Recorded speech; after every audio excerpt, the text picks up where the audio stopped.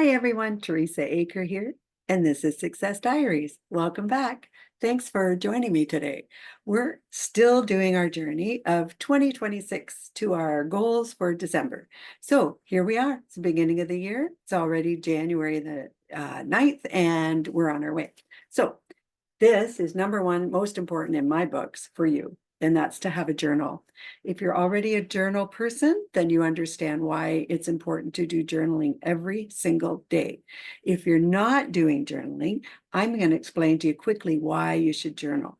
At least this is what I found, and most people agree that if you're a journaler, you understand. I never used to do it. But as I set my goals and set my plan, what happens is negative thoughts start to leak in. And when I say leak, oh boy, they take over.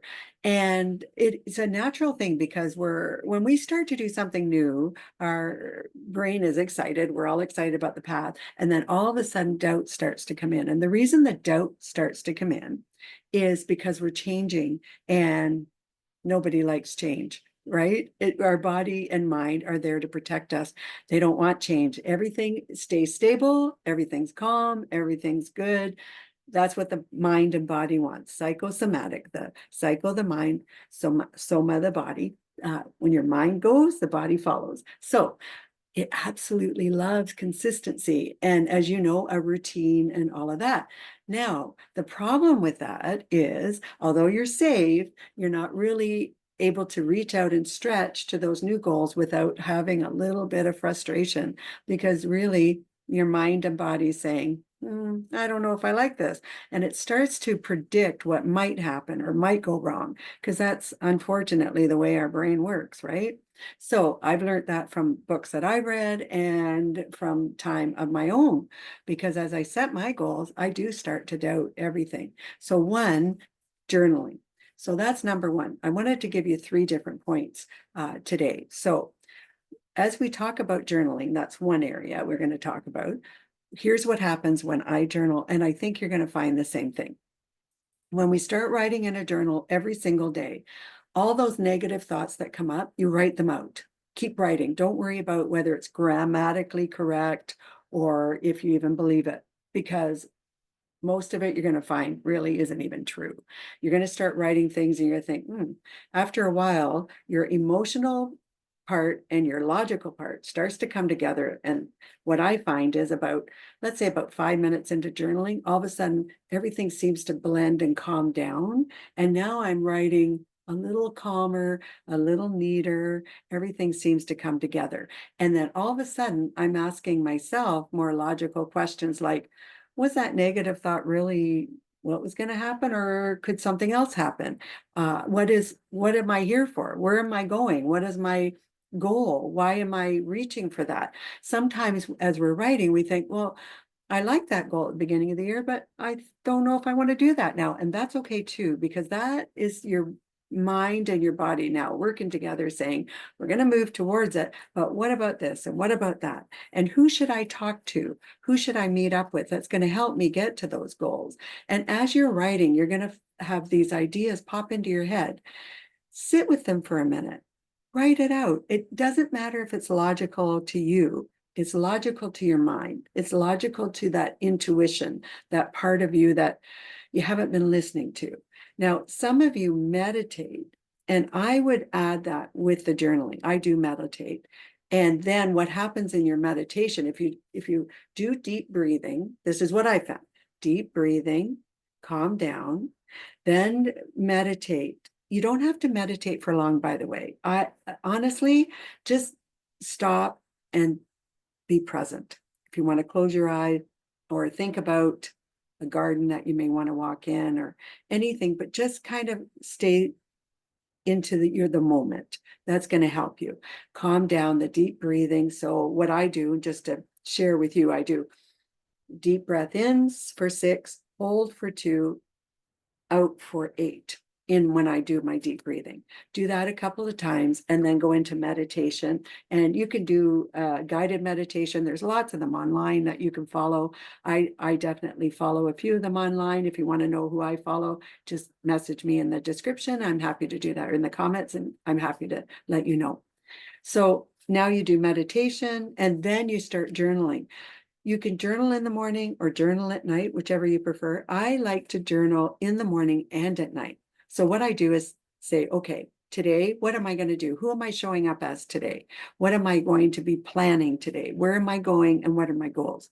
And what happens is you're going to find every single day, you're going to take more and more smaller steps to get you to that bigger goal. So in my journaling, I actually combine a few things together. I journal every single day what has happened. I journal what I'm hoping to have happen the next day. So let's say I'm going to have a good day today. So I write that in my journal. And you know what? I start looking for good things that are going to happen that day. And guess what? Sometimes some things aren't going to be so great. That's okay. You can write those in your journal at the end of the day. But here's what I do at the end of the day. Let's say something went awesome. I had a great day. Write that in my journal. But what if something didn't go well the way I wanted to have it happen? What I found from all my reading is it's all about your automatic system that is driving you in one way. If it didn't go well, imagine it did go well and write that in your book, what you would have preferred to have happen. And I think you'll find as the year goes, all those things that didn't go so well, you're going to realize through it, oh, there's a reason it didn't go that way that I wanted it to. It directed you into a different way, or something else happened, or someone else you met changed that course. You're still going to the goal that you wanted to reach, but something happened to kind of take you. So we all think when we set a goal, it's going to be point A to point B, a straight line, if you will. It's never that way. And we know that, but we don't think that way. We just think, oh, we're going to get there. Well, it doesn't happen that way. The reason is because it really is about the journey. It's really not about the goal. It's about your everyday life that takes you towards that goal. So you may have an up day, you may have a down day, you may have just a normal few days that seem like nothing's happening. Stay with it, keep writing in your journal, and I really believe you're going to find that in the long run, you're going to see how it all unravels for you, because we don't like too much change and we want to be able to believe in our journey. So that long-term goal may be just a little bit bigger. You just need to take smaller steps. All of this is really what I found, in my opinion, and I really think it will help you. But I definitely want to hear from you on that. So here comes part number 2 I wanted to share with you. Now, it's totally up to you, but I read a lot of books. I'm a book reader, and I'm just pulling out some of these books for you. And here's some of the books I've read. The Power of the Subconscious Mind. The Science, this is with Dr. Joseph Murphy, just so you know.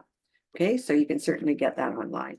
The Science of Getting Rich by Wallace D. Wattles. There we go. Science of Getting Rich by Wallace D. Wattles. Think and Grow Rich by Napoleon Hill. That's that one. And that one actually is a workbook. And I have The Secret, Rhonda Byrne. Now, whatever you are reading, what I found with all of these books is they had a common thread. There's a conscious mind and a subconscious mind. And as we're doing our goals, it really is imperative that your mind believes where you're going. So let's say you want to be a millionaire. That's a big goal. And your mind has to believe you can be a millionaire. Now, what we tend to do is the goal is so big, we give up after time because we think it's not going to get there. So what I like to do for myself is I build smaller goals. So I might say by the end of this month, I want to have, I don't know, $1,000, 10,000, I don't know, whatever number you choose. I'm talking about money because it's just an easy thing to talk about, but it might be you want to find, you know, a new romance. You may want to take a trip. You sort of have to start thinking at the end, but work backwards. So these books, and I highly recommend you reading them. It's not that they're all right or wrong. It's just a way to get your mind focusing on the plan, focusing on your belief system, focusing on changing. And when I say changing, I mean, if you want to become a millionaire, you kind of have to already see yourself as a millionaire. Or if you want to see yourself, you know, in that relationship, you kind of have to see yourself in a relationship. And you have to do some things that you just can't sit there and $1 million will arrive in your lap. Now, I guess if you won a lottery, that'd be good, but the odds of that are, pretty big. So you want to have, I think that's why we really don't believe it. You have to kind of see yourself there, and you have to take some smaller steps that are going to get you to where you want to go.